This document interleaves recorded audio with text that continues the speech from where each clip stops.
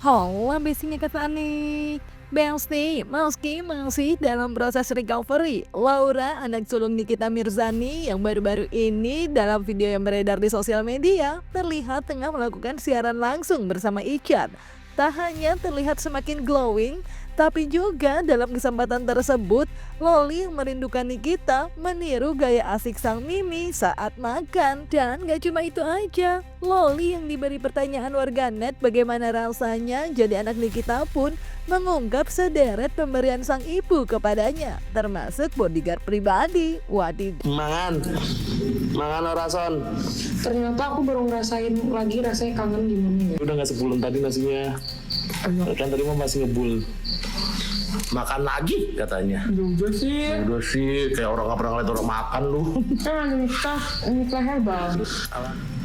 Follow katanya. Makasih udah follow. Salam buat Loli ya nih Loli. Lagi malam lagi. Lebih nikmat kan dia pakai tangan. Bisa ganti host nggak sih? Nah, mau ngomong sama plafon lah ya. Kok gitu sih katanya host di drama bintang 1. Makin cantik ya Laura nyonya. Iya dong. Adanya mah cakep. Lalu barakallah nggak ulang tahun sayang. Barakallah si Umri. Barakallah tuh semoga sehat selalu. Ya maaf deh, ya kan nggak ngerti. Maaf ya. Hipnoterapi 1,5 seingat aku.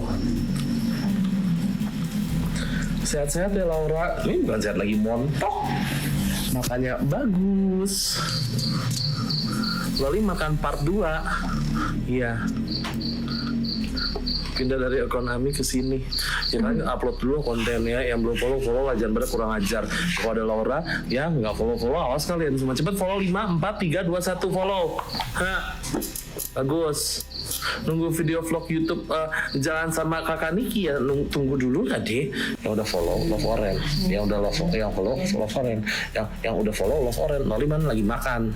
Arkana Aska nggak ikut sekolah Besok Sabtu ya? hari ini kenapa nggak ikut sekolah? Udah follow nyonya. Laura tinggal di Bali, kamu disamber ya kan, pengen baku hantam sama kalian ini lagi suruh jualan ikan aku enggak loh. Aku tuh tinggalnya di Bali guys. Ya di Bali papan lagi dapat ya nyonya. Enggak, sudah di follow kak, makasih, bagus lah, tahu diri. Apalagi ngeliat Laura makan pakai tangan. Ya kalau makan pakai kaki bingung. Kalau makan pakai tangan kayak mamaku. Iya tuh, marah-marah nyonya. Lagi sama Laura ya iya. Terus suruh pesannya sama gue apa? Kalau dia mau nikah. Katanya mana kak? Aku doain dong. Bukan lagi gosip. Apa rasanya jadi anak Nikita Mirzani Laura? Rasanya jadi anak Nikita Mirzani. Iya. Enak. Duit banyak, harta berlimpah. Gue anak ke 1. Jadi dalam Nikita Mirzani itu ya aman terkendali. Yes. Karena mempunyai bodyguard sendiri. Yes. Bodyguardnya batch. Tidak ada yang berani melawannya. Sosmed Laura belum aktif. Ya kan follow aku dulu aja lah deh. Dan belum follow dulu lah deh. Panjat lah deh kita deh. Ya panjat dulu deh. Follow dulu ya. Kiri lah deh. Jangan lupa love oren. Aku tuh lagi Laura, iya. itu si ini. Oh lagi lumayan dia dapetnya. Oh ya. Berapa? Bulan lalu segini. Beda kasta. Lu bangga sama gue, Chong. Harus bangga sama gue. Lu lihat nih. Lu bangga sama gue. Ya kan karena bantuan gue. Iya. Nih, engagement aku, makasih engagement ya. Karena bantuan. Stop konten. Aduh, stop konten lagi, stop konten katanya. Berarti ntar kalau aku ntar udah aktif lagi di TikTok, Bisa sama kakak lah. kakak gini ya. Iya bisa dong.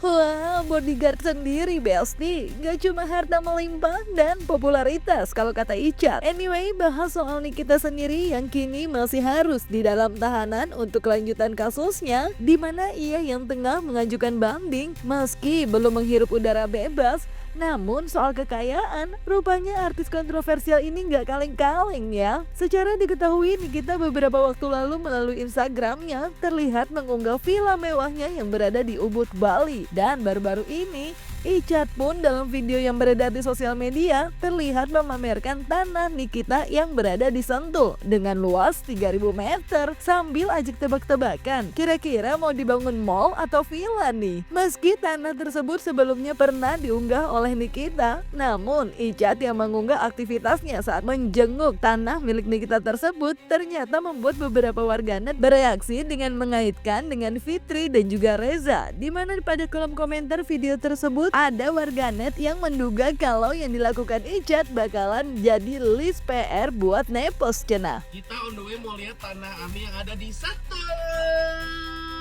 Sama Kak Dea. Ya kita lihat kondisinya seperti apa, akan dibangun apa? Akankah dibangun mall? Di atas gunung dong. Let's go. Jalanannya jujur enak banget, udah di aspal. Bagus nih, hutan. Ini seru banget sih ini, udaranya seger. Wow, jadi kalau kalian nanti mau main ke villanya, let's go. Jadi gate-nya dari sini, masuknya dari sini. Nih, terus nanti ke bawah. Tuh, ke bawah sana. Ini ntar ada undakan-undakannya. Keren banget, sumpah keren. Kak Dea, ada berapa meter ini? 3.000 meter. 3.000 meter sayang ya. Kalian dari mana patokannya? Dari sini. Sini sampai ke bawah. Sampai turun ke bawah base. Ya 3.000 meter. Komen, akan dibuat villa atau dibuat lapangan padel? Nah, pedal Sentul. Jujur ini kalau udah diratain, ini rencana abis ini mau diratain aja kayak mau dirapihin biar kelihatan denanya semua. Iya. Dekat kawasannya Pak Prabowo ya? Yang di apa? Yang di lupa lagi Hambalang. Di Hambalang, jadi ini Tuh sana doang tuh lurus. tuh ke sono kawasannya Pak Prabowo. Jadi nanti kita buat satu-satunya villa di sini dengan pemandangan yang sangat luar biasa.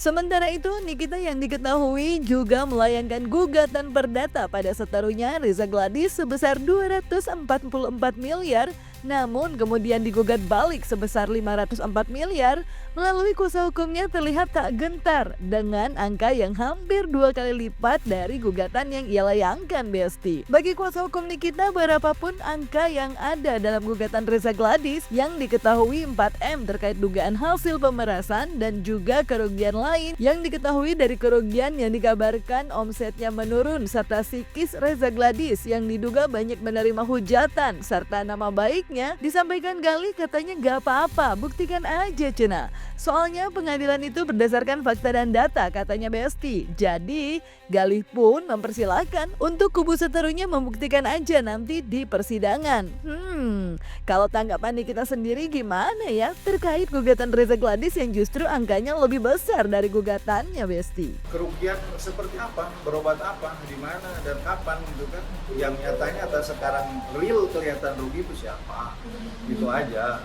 Yang sekarang kehilangan kebebasan untuk menghasilkan penghasilan siapa?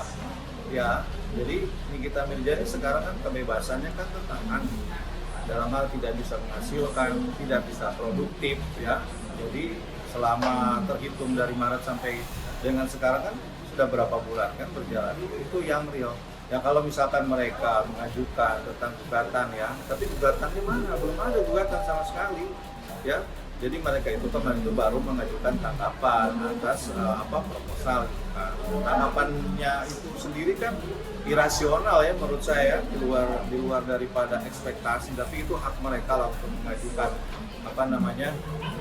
damai menurut mereka gitu kan, dengan mengajukan uang sebesar 504 miliar.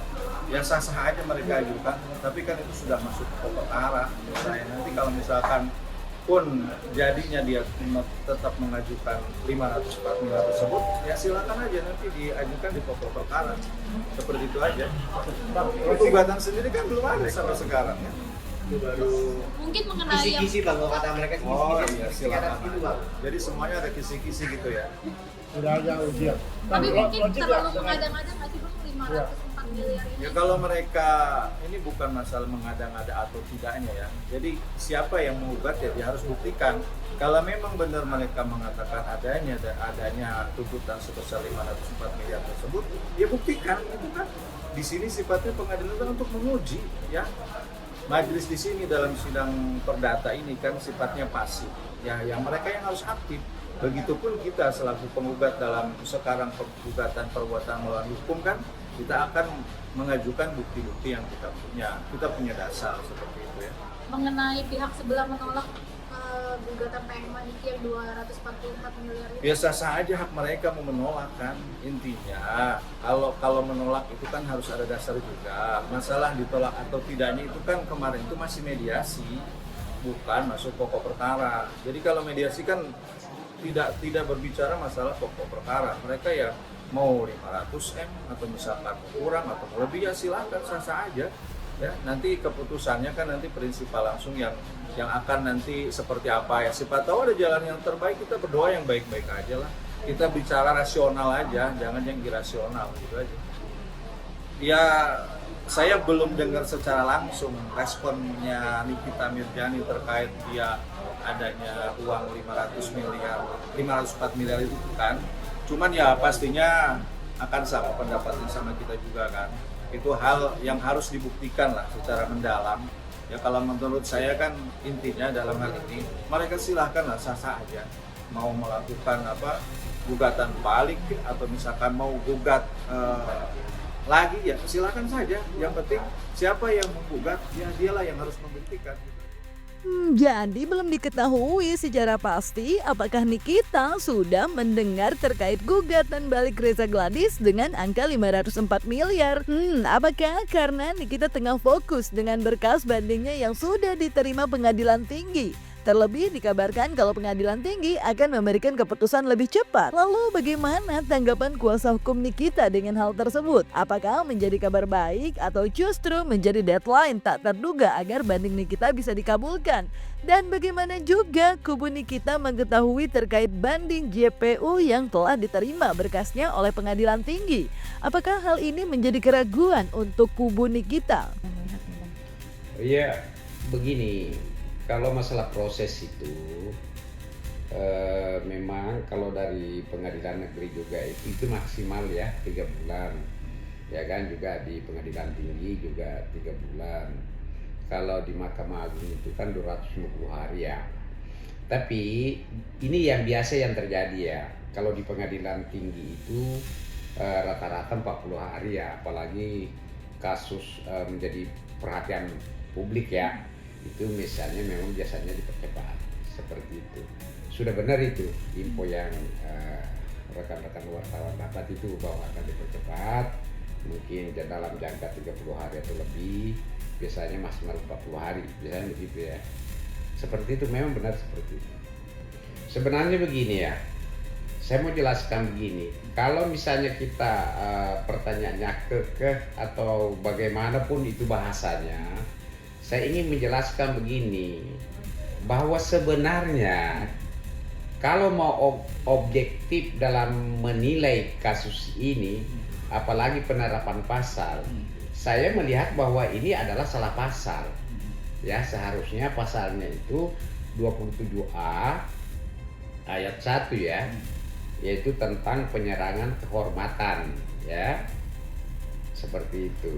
Nah, kemudian kalau pasal 27B ayat 2 di situ, ya kita kan semua tahu ya bahwa di situ ada kata ancaman.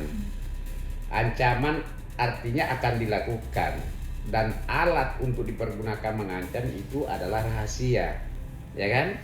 Artinya rahasia itu belum dibuka.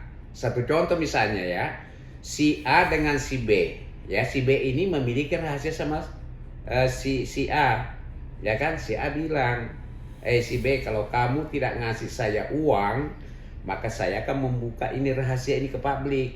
Artinya rahasia itu belum dibuka. Nah, sama dengan kasus ini. Rahasia itu ada sama Nikita dan itu belum dibuka. Itulah yang dipergunakan mengancam. Kalau kasus ini benar ya, itulah kasus rahasia itulah yang dipergunakan untuk mengancam dengan maksud untuk memaksa orang lain menyerahkan sesuatu barang, apakah itu uang atau apa namanya gitu ya.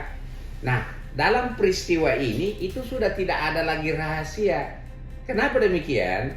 Karena itu rahasia itu kan sudah dibongkar atau dibuka oleh Doktip kan, dan kemudian itu baru review oleh Nikita. Artinya sudah tidak ada lagi alat di situ dipergunakan untuk mengancam, ya, untuk mengancam.